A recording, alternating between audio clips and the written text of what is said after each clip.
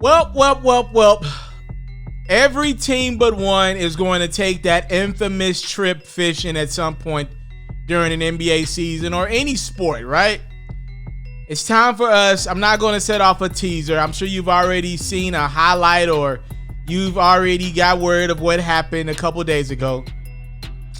Over the weekend, the Los Angeles Lakers sent the Houston Rockets home for the summer. They sent them fishing. I can't even say the summer anymore. They sent them home for the fall. The Rockets are done. It's over. Their season. Lakers in 5. Am I Shannon Sharp boys? Y'all heard me. I'm in my Shannon Sharp boys with it. Lakers in 5. Yo, let's get ready to analyze and enjoy, if you're a Laker fan at least, the highlight that was. It really wasn't much. I'm going to pull my box score out. I really don't got to for this one. It's Lakers-Rockets Game 5. As the Rockets season is nearing its end, as I get ready to indulge on their last 48 minutes of basketball. I think we could use this time to really talk about some flaws that I see that are present in the Houston Rockets in the way they're conducting their roster, the way they're doing their business, man, because they were glaring in Game 5. First off, your season is on the line. Look at how the Rockets come out the gate. Look at the literally all the errors in the scouting report. They're down 3-0. Look at Harden attacking LeBron. I like that a lot. I think that's the motto that you need. You got to go with guys like LeBron and make them feel you, right? Let's start the scouting report L's all over the place for the Rockets. Oh, great. You got LeBron one-on-one on Covington. That makes a lot of sense. Okay.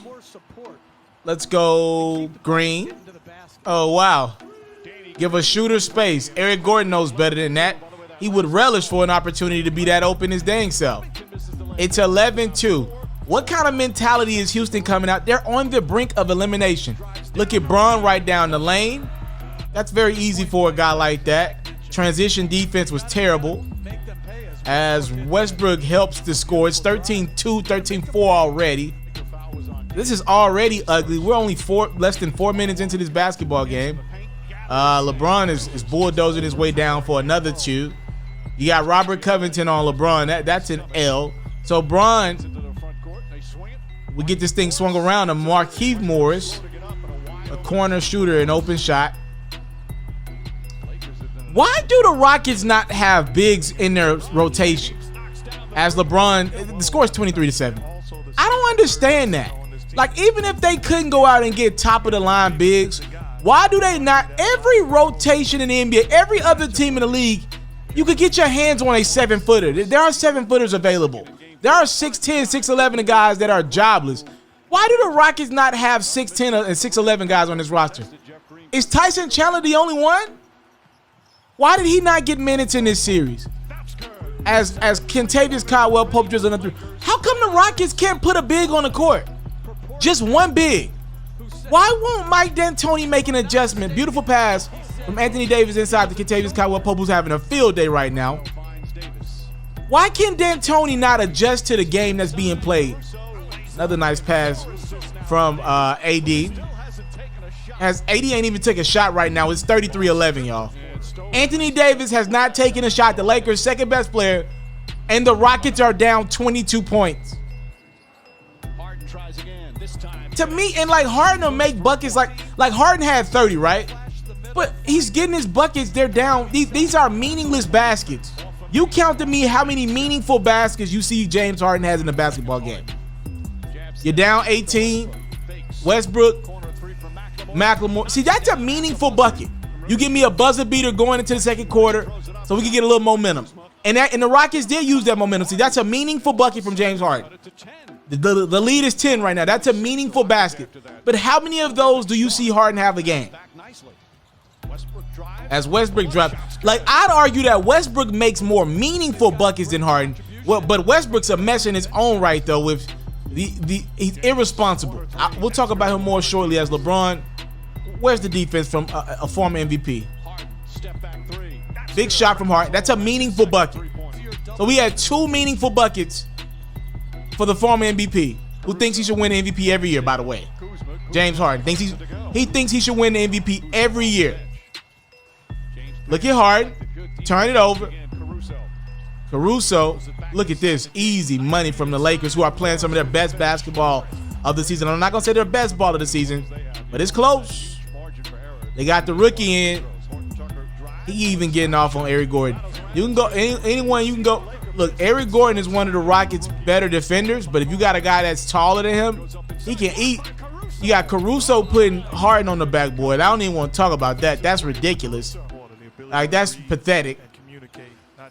13-point game. Harden. That's a meaningful bucket. So we have 3 meaningful buckets right now for Harden. Covington, no. Tucker to Covington. It's a big shot. It's an 8-point game. Rockets, before we even go to the half, they're still in this game. That's a tough shot from Danny Green. That's good defense right there. Ain't nothing wrong with that. That's just tough shot making right there. Okay, so you have double Bron, but hey, you get a turnover. It's better than what they've been doing. Nice pass from Westbrook to Covington. Let's give Westbrook some credit for that. Westbrook, another assist, this time to Tucker. Look at Westbrook making some plays happen for his teammates. Attacking the lane, finding his guys. AD on the other end. Oh, that's too easy. That's too easy from the big fella. 13-point game. Westbrook. Ooh. I see you, Brody. Say what you want about him. He always plays hard. Russell Westbrook, but still not good enough. 10 points, 6 assists, 4 rebounds. Not good enough. Not good enough. I don't think that was a meaningful bucket either, by the way. So I'm still at 3 meaningful buckets from Harden. 14-point game. Let's go into the second half. Tucker drilled the 3. It's an 8-point game. Again, Rockets are not out of this game. They're just down 8. That wasn't a bad defensive play. I remember watching that one. You know, Lakers hit a buzzer beater 3. So what? Markieff Morris lighting it up from the 3-point line right now. Keep playing ball. All right. Harden, beautiful pass to Tucker. That's a meaningful play. Again, Rockets just down 8 with about 11 minutes to go in the third. You can get back in this one. You can win this game. That's a meaningful bucket. Harden gets it down to 6. 4 meaningful buckets for the bearded one right now. 7-point game. Look at LeBron. But I'm living with that. If I'm the Rockets, beat me from out there, LeBron. LeBron ain't showed me he can win a series doing that. This is what I can't have happening. I cannot have LeBron and AD both around the rim. Can't have that. Again, Lakers are starting to pull away. This shot I'm fine with. I'm fine with my best defender, PJ Tucker, guarding LeBron, even though he's undersized, on the perimeter, forcing him into a jumper. This is what I can't have. I can't have Tucker getting sealed. But damn, is Tucker the only one playing defense around here? Again, another can't have. So now we're seeing the scouting report implode. The Rockets are just bearing down as AD goes and gets a bucket. And anything from here on out is meaningless. I mean, like, look at this lead. It's a 21-point game. Block. Not a meaningful bucket, man. Not meaningful buckets. Not meaningful stops, man.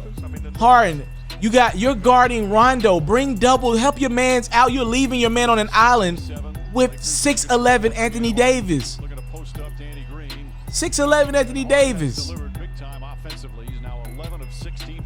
It's like Harden, this entire series, him and Mike D'Antoni, it's like they just thought that the Lakers would stop doubling him. They're not going to stop doubling you. Adjust. Look at this. Danny Green crashed the boards the last 3 games at an exceptional clip in this series. Another 3. And the Rockets, I'm looking at the box, the little ticker right now. They missed their last 8 threes. At this point, make it 9. I mean, if they're not going to make shots, if they're not engaged defensively and they're not making shots, I mean, they don't have a chance in hell. Kuzma makes a 3. Now the Lakers got the ultimate confidence. They got that Rockets confidence from the 3-point line right now. Bro, it's a 30-point game in game 5. What Shannon Sharp say again? Lakers in 5. Meaningless baskets. Harden got 30. Half these buckets don't even count. Get Bron out of this game. What we doing here? Oh my goodness. Let's read some stats. 80 only gave me 13-11. I got 16 from Marcus Morris, 4 for 4 from the three-point line.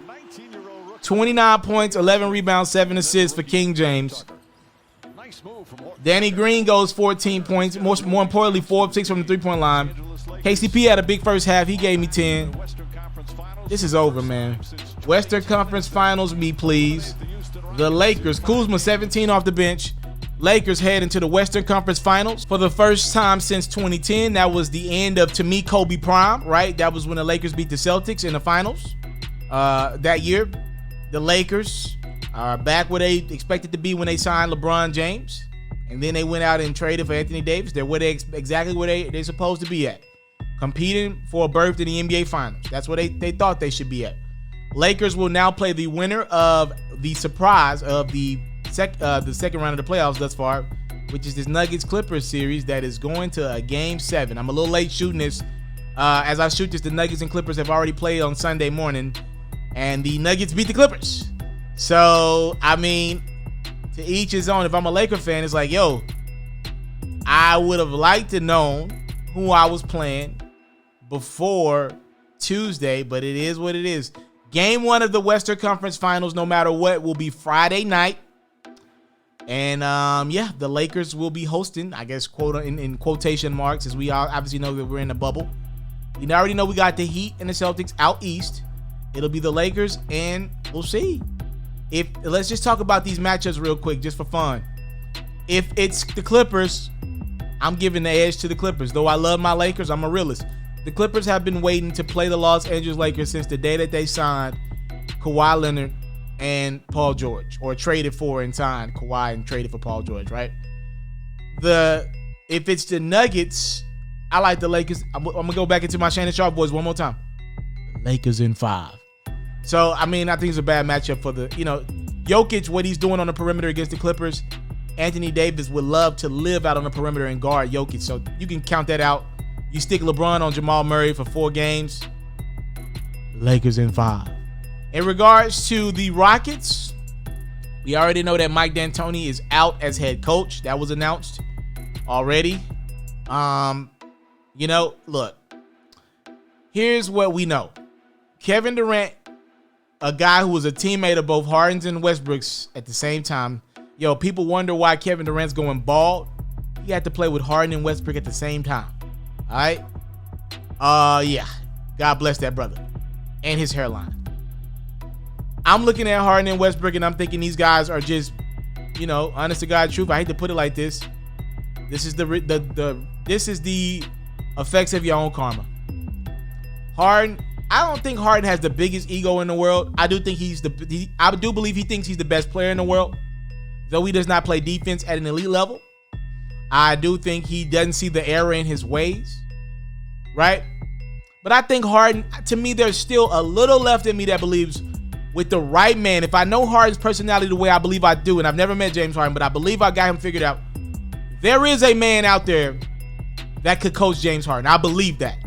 Not many, but there's a man. I believe his first name's Mark, last name's Jackson. We'll see if he decides to give him a shot. But Russell Westbrook, to me, is the uncoachable one. I don't believe there's a coach in the world that can coach Russell Westbrook. I don't believe he exists. What bothers me with Westbrook, right, more than anything else, is he's hard-headed. So here, if it's a J.R. Smith and he takes a bad shot or opts to not take a shot or not make a pass, even in NBA Finals, in my mind, I think, you know what? He high as hell. He don't put the work in on his game like he should be, or even the work on his mental, like just not smoking in the season, right? Being real about it. In my mind, I'm thinking to myself, you know what? You know what you were getting when you signed J.R. Smith. The reason why a guy like Russell Westbrook bothers me more than a J.R. Smith is because I could be wrong about this, but to the best of my knowledge, I don't believe Russell Westbrook puts drugs in his body. I believe he's an outstanding human being from the standpoint of he ain't banging, he ain't on drugs, he actually take care of himself with the utmost, seems to be a family man. I believe Russell Westbrook has a lot of really great people qualities, right? But the one thing that you can't get out of Russell Westbrook's mind, he is too damn headstrong and hard-headed. He's hard-headed. He's hard-headed. You don't know until you see it, I feel like. I don't think you really get it until you see it up close and personal if I'm reading some of the people that have been around Westbrook. The Rockets wanted Mike D'Antoni back as their head coach next season. He said, bye. Let my contract end. I'm going somewhere else. He's tired of coaching Russell Westbrook. He's tired. You can tell Westbrook 1,004 times what to do, but you can't dribble the ball for him. You can't make him go to the rim. At the end of the day, when he's on the court, he's going to do him. And you know what? Here's the reality of that. Him doing him has gotten him to this place in life.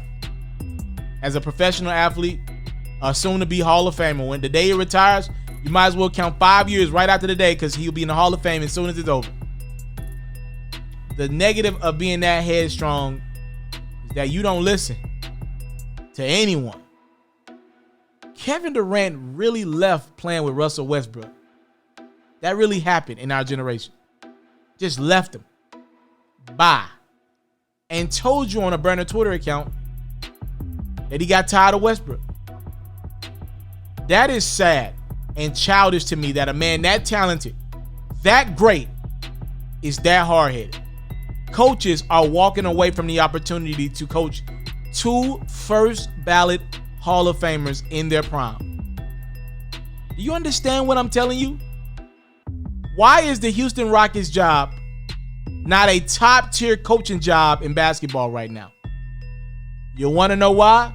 It's because the 2 guys at the top are as headstrong athletes we've seen in the last 15 years. This is Allen Iverson-esque, Carmelo Anthony-esque. And if you got Allen Iverson into a corner somewhere, and if you got Carmelo Anthony into a corner somewhere, Melo past his prime, AI obviously no longer playing, they both would tell you, I'm sure of this, right? And I don't know this. I've met AI one, I've never met Carmelo, but I'm pretty confident in this. They both would tell you, man, you know what? The only thing that bothers me is I wish when I was in my prime, I would have listened to my coaches more. I would have listened to people more. But I was so headstrong. I was so great. And for me, being great, being myself has always gotten me to the place that I'm at right now. When it was time to listen to somebody, I didn't know who to trust. And I really believe that's the ultimate problem with James Harden and Russell Westbrook. 2 Hall of Famers still in their prime. 2 former MVPs. Both guys can average double-digit assists any given season. Ironically forced to play together because no one else wants to play with them. Every NBA player would tell you in an interview, because I've interviewed a bunch of them, they'll say, yeah, man, James Harden is one of the greatest scorers we got in this generation. Ask him. I bet they tell you, yeah, James Harden, one of the greatest scorers in the generation. Russell Westbrook, they'll tell you, bro, don't nobody put the work in like Russell Westbrook. A great point guard. James Harden, a great shooting guard. With the cameras rolling, that's what they're going to say. But I thank God for this opportunity that I've been presented with, because I've had the ability to talk to just a few players behind the scenes about them. You talk to an NBA athlete behind the scenes, they'll tell you something a little different. Yeah, I like Russ. I like James a lot. But if I could have it my way, if I got the choice, I'd rather play with Bron. I'd rather play with Kawhi. I'd rather play with Luka. I'd rather play with Ja. Them dudes, as great as they are, individually great, make for the best version of themselves. They maximize the talent that you can get out of both of those bodies. Doesn't necessarily equal any team success. And that is unfortunate that both of those gentlemen will go down as 2 of the most athletically gifted guys in their own ways. When you really look at it, two of the best unique talents we've ever seen. They're going to stat stuff. Harden's going to break all type of scoring records. Russ is going to break all type of triple-double records. They're both ironically going to break a lot of records for scoring in the playoffs.